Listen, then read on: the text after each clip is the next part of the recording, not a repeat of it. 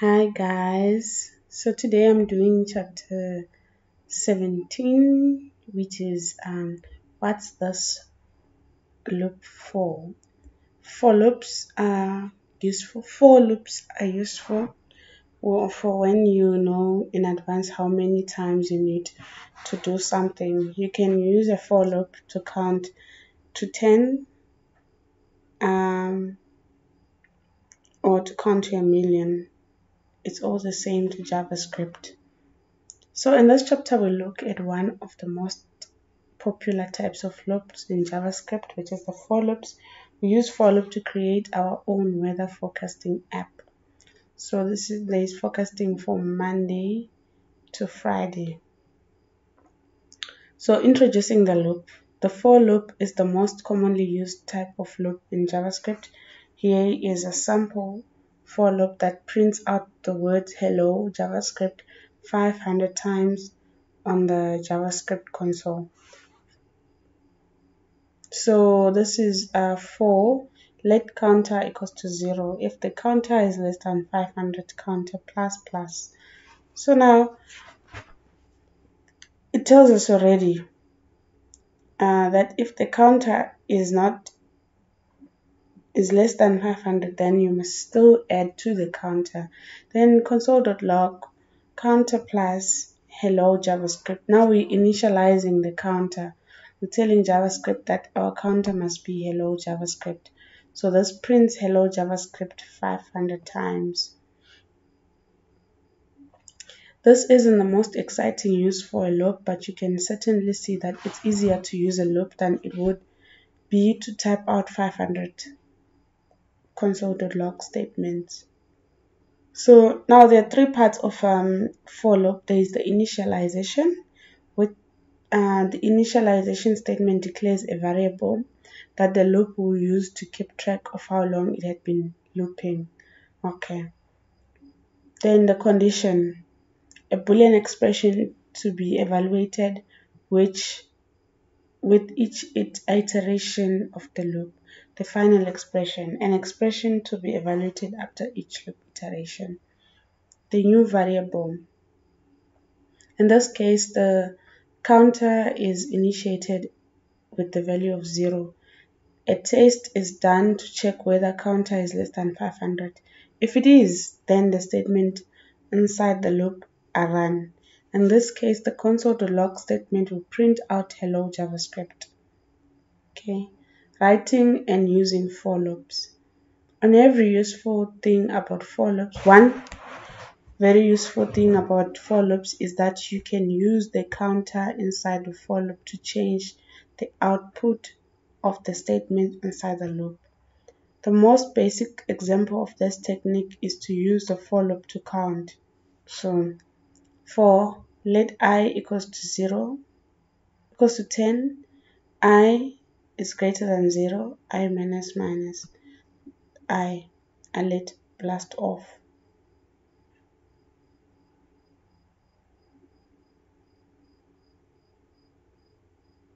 Okay. So an alert box appears with the number 10 in it. When you click OK, the alert box appears with the number 9. Yes, it's a countdown. So let my friends is Agatha, Agnes, Jermaine, and Jack. For let I is 0. If I is less than friends.length, I plus plus. So let my friends I plus this is my friend. So this is gonna be like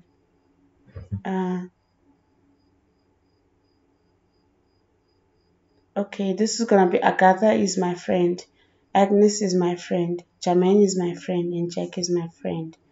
Okay, so now we're doing a random weather forecasting. Welcome to any town, USA.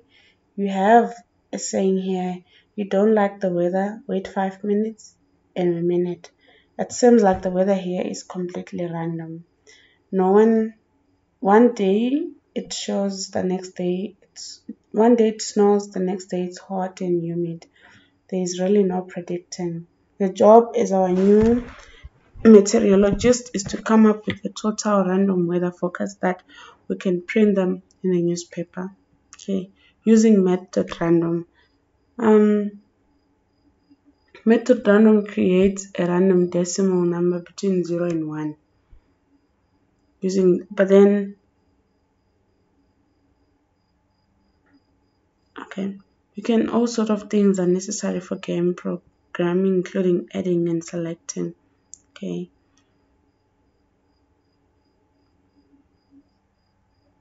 So if you say method random, this is what you get. Any number.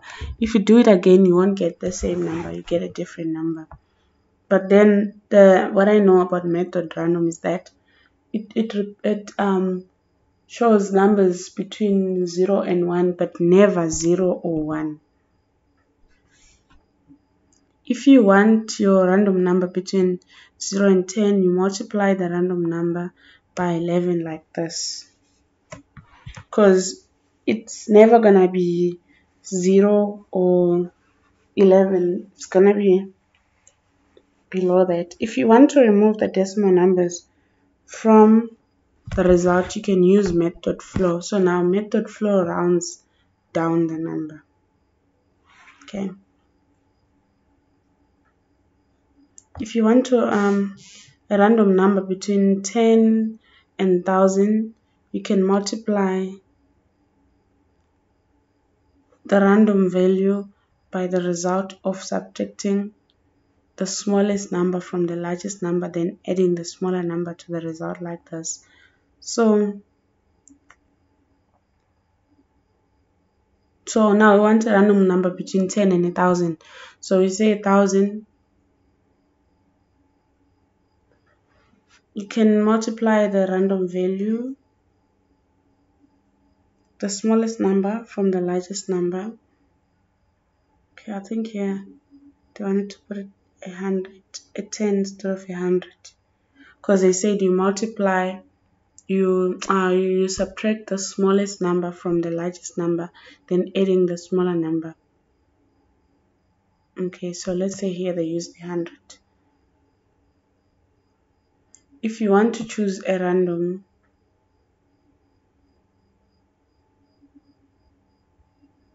okay,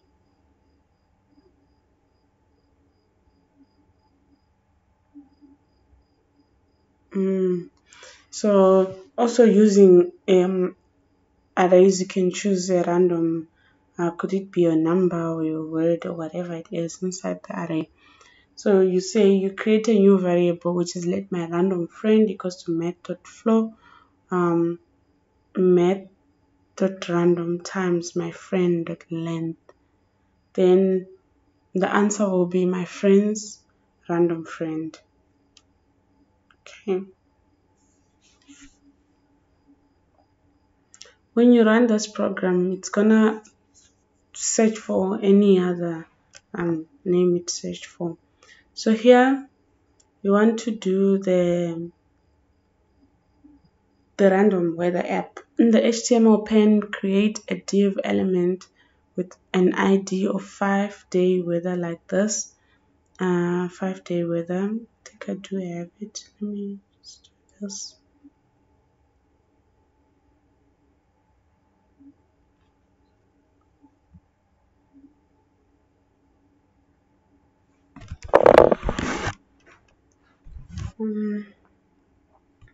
I've got nothing.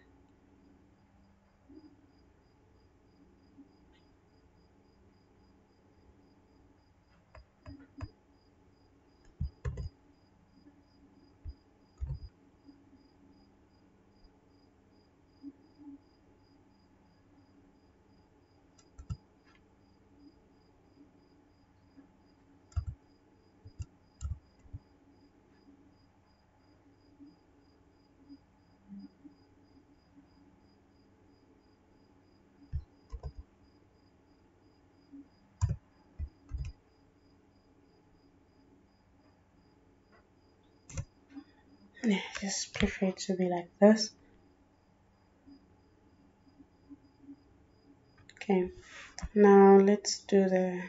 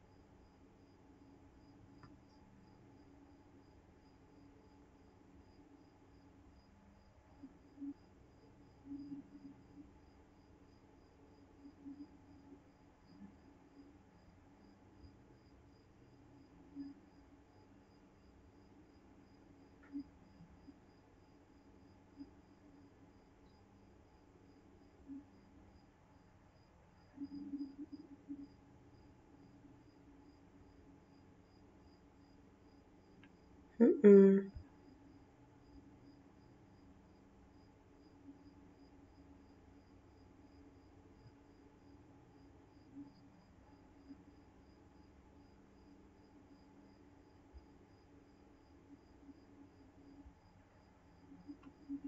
Okay, let me just write it down.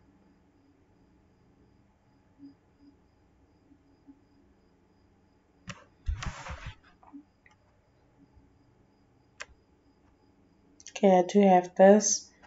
Um,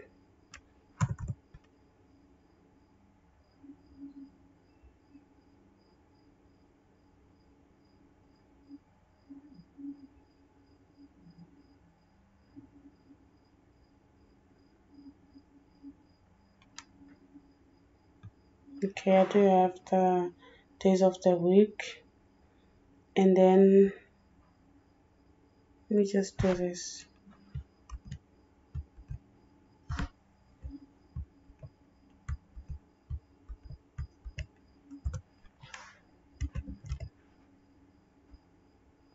Okay,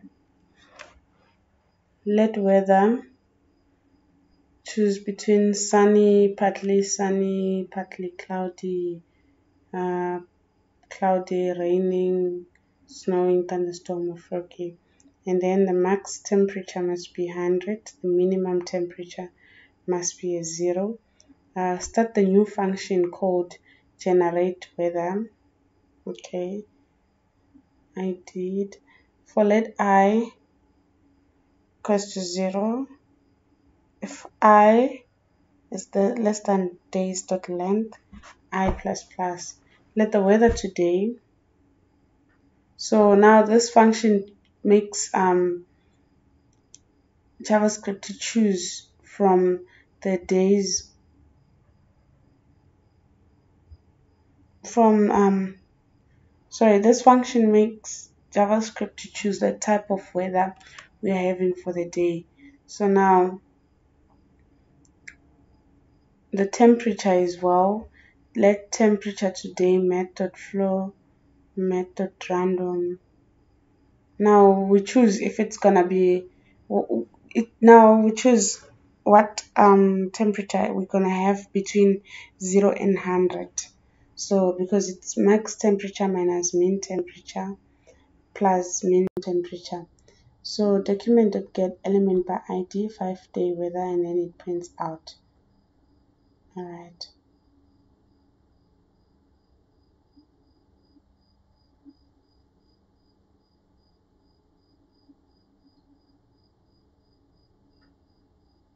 Let's see.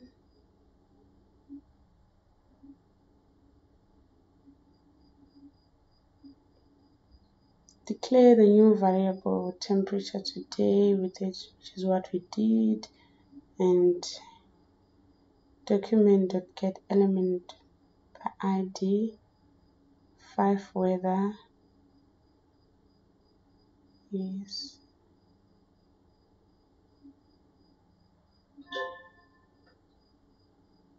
Okay, that's it. Notice that the above codes add the name of the day, the week, day of the week as an ID attribute, and tap the weather class attribute. Okay.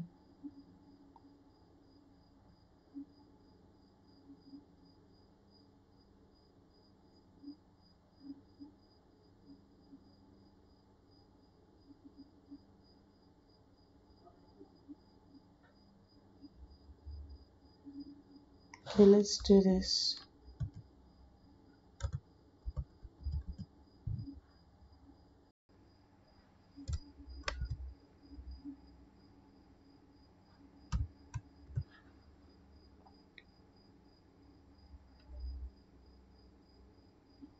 Just want to check if I didn't have any mistakes here. Not the ones I see.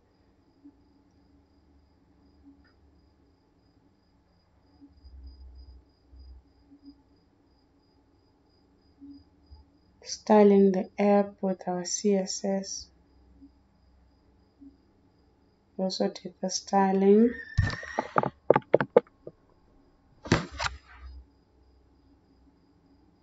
Whether it's Monday, Tuesday, Wednesday.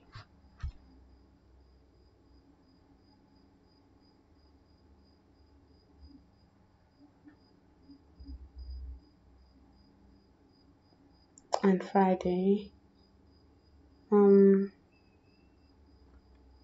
Just do this a bit.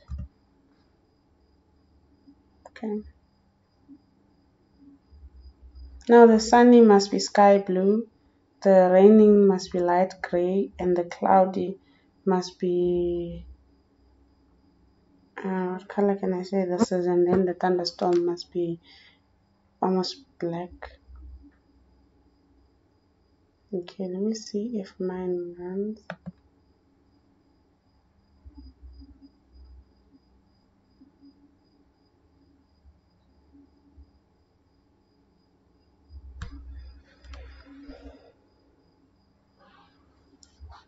Monday,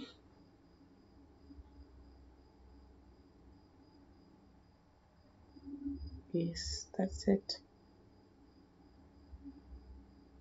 Okay.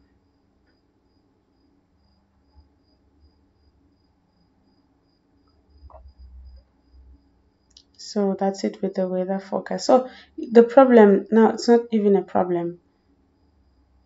The secret is that even if we are to change it now, let's see, the weather is gonna be different.